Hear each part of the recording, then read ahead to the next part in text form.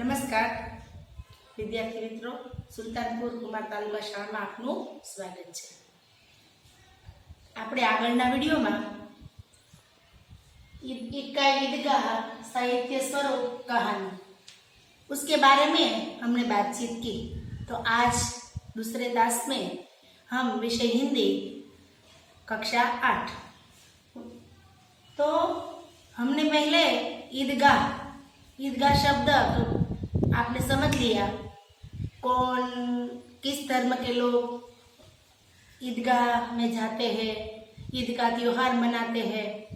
तो ये सब बातें हमने सुनी और इस कहानी में हमने देखा कि हामिद जो है वो गरीब है, फिर भी उनके विचार अच्छे हैं कि किसी के सामने हाथ नहीं फैलाता, सभी को मदद में आता है। और उनकी जो पास चीजें है, उसने जो चिमटा खरीदा है वो चिमटा उनके लिए महत्वपूर्ण है। उनकी खासियत विशेषता कितनी बताता है। सभी बच्चे ने खिलौने लिए, ईदगाह के मेले में घूमे, कई मिठाई खाई और कई राइड्स वो बैठे उनमें, फिर भी हामिद ने कुछ नहीं किया, अपने लिए भी कुछ नहीं किया, पर अपनी दादी के लिए उसने चिमटा खरीदा।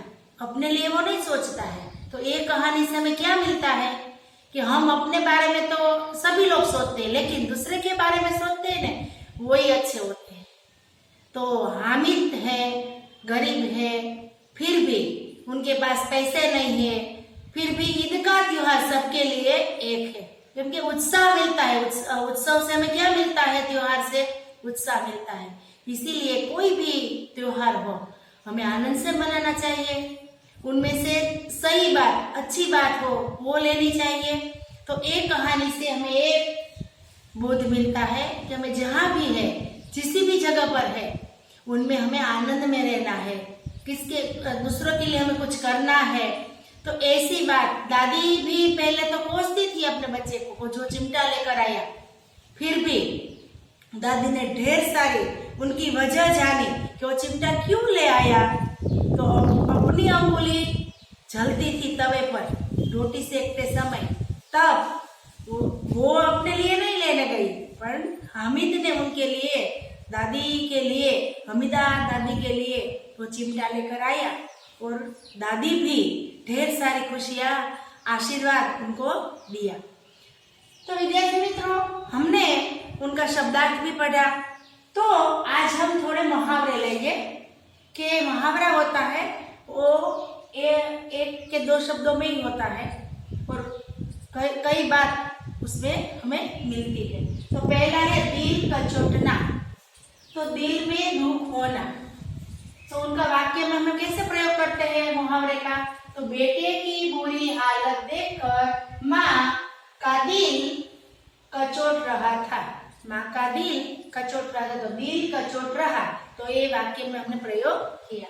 दूसरा है बेड़ा पार लगाना, तो संकट से बचाना, संकट से बचाना। तो वाक्य प्रयोग क्या होता है?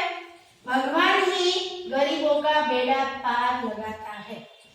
मालूम है कि हम तो मेहनत करते हैं, लेकिन देने वाला भगवान होता है। तो भगवान ही गरीबों का बेड़ा पार लगाता है। तीसरा है गले मिलना, प्रेम से फेंटना, प्रेम से फेंटना। वाक्य क्या है? राम और भरत एक दूसरे के गले मिलते हैं। मालूम है कि जब राम मन में गए थे तो भरत उनको लेने के लिए गया था, तो तब जब दोनों मिले तो गले मिलते हैं। चौथा है दिल बैठ जाना, हताश या निराश होना। तो वाक्य क्या बना है कि साड़ी की कीमत सुनकर राधा का दिल बैठ गया। तो कोई हम खरीदी करने जाते हैं, कोई भी वाक्य है, राधा के जगह कोई भी नाम आप लिख सकते हैं और कितने वाक्य बना सकते हैं। तो साड़ी की कीमत सुनकर राधा का दिल बैठ गया, तो दिल बैठ गया ये वाक्य मुहावरे का वाक्य में प्रयोग हो गया। पांचवा है बाल बांका न होना, जरा भी नुकसान न होना। वाक्य है डाकुओं ने गोलियां चलाई थी, पर किसी का बाल बांका न हुआ। गोलियां चली लेकिन किसी को नहीं लगी, इसलिए किसी का बाल बांका न हुआ। छठा है सुरलोक सिधारना, यानी कि मर जाना। वाक्य है महात्मा जी कल शाम को सुरलोक सिधार गए। सातवां है छाती पीट लेना, दुख प्रकट करना। वाक्य बनाया है बेटा गुस्से में आकर चला गया तो माँ ने छाती पीट ली। तो ये मुहावरे का अर्थ हुआ, उसका अर्थ दिया, वाक्य में प्रयोग किया। अब स्वाध्याय में हमें शब्द आते हैं, कोई भी शब्द हो उनका दो अर्थ होता है, समानार्थी होता है और विरोधार्थी होता है। तो मैंने पेंसिल में लिखित शब्दों के समानार्थी और विरोधी शब्द लिखे, तो ये लिखा है हमने, ये शब्द लिखे हैं। तो शब्द है समानार्थी और विरोधी। आपको तो आपके पाठ्य पुस्तक में है। तो शीतल है, उनका समानार्थी क्या होता है? ठंडा। विरोधी क्या होता है? उष्ण। लेकिन एक ही शब्द है, उनका समानार्थी भी होता है और विरोधी भी होता है। प्रसन्न है तो खुश, वो समानार्थी हुआ। खिन्न क्या हुआ? विरोधी हुआ। गरीब तो दीन, गरीब को हम समानार्थी शब्द दीन बोलते हैं और उनका विरोधी क्या होता है? अमीर।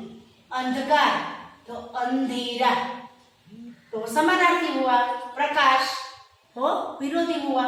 स्नेह तो समानार्थी प्रेम, विरोधी घृणा। पुराना प्राचीन वो समानार्थी हुआ, विरोधी नहीं। पुराना तो नहीं, पुराना प्राचीन। तो ऐसे कई शब्द है, उसका हम समानार्थी और विरोधी शब्द करते हैं।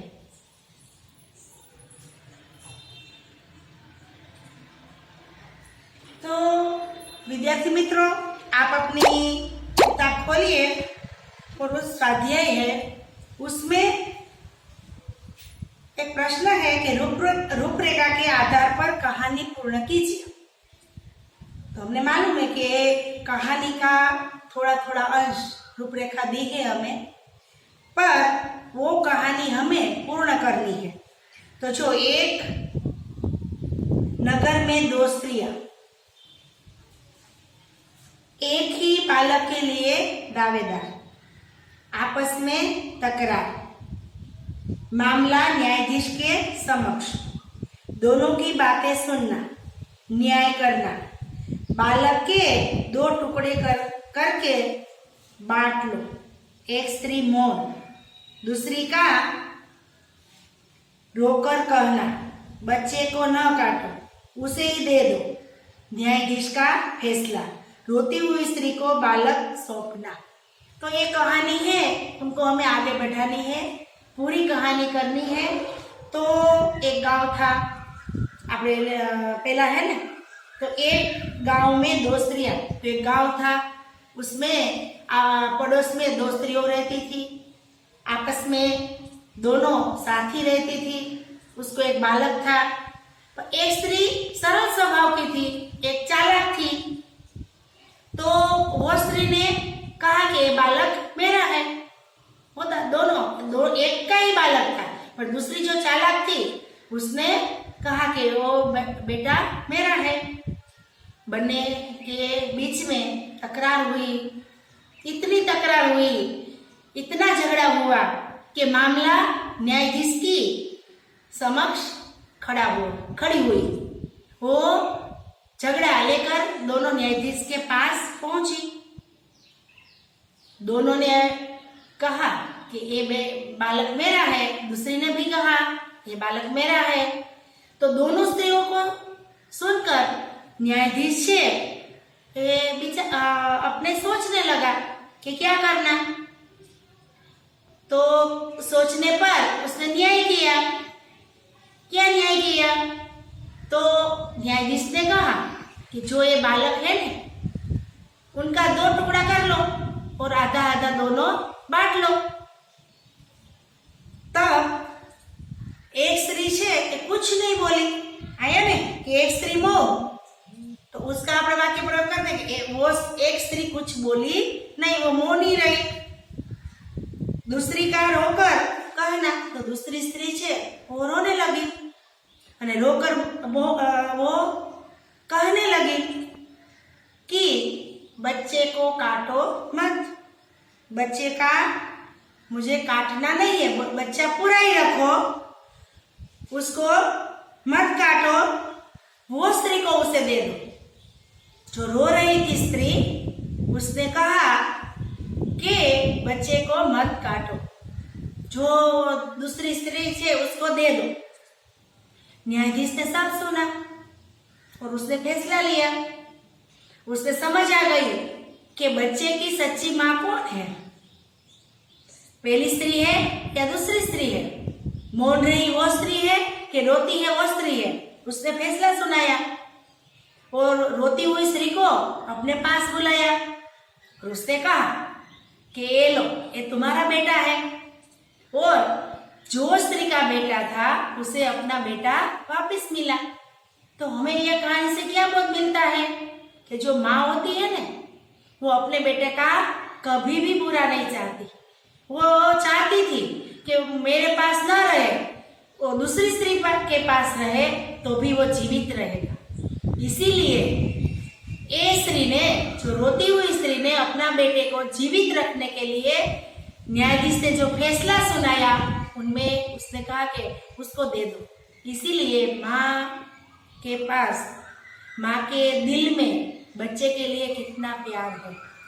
तो ऐसे हम एक कहानी पूरी कर सकते हैं। और दूसरी है जो अपूर्ण कहानी है, कहानी लिखी है, दी है, तो विद्यार्थी मित्रों आपको ऐसी कहानी जो दूसरी है वो कहानी आपको पूर्ण करनी है, वो काम आपको करना है।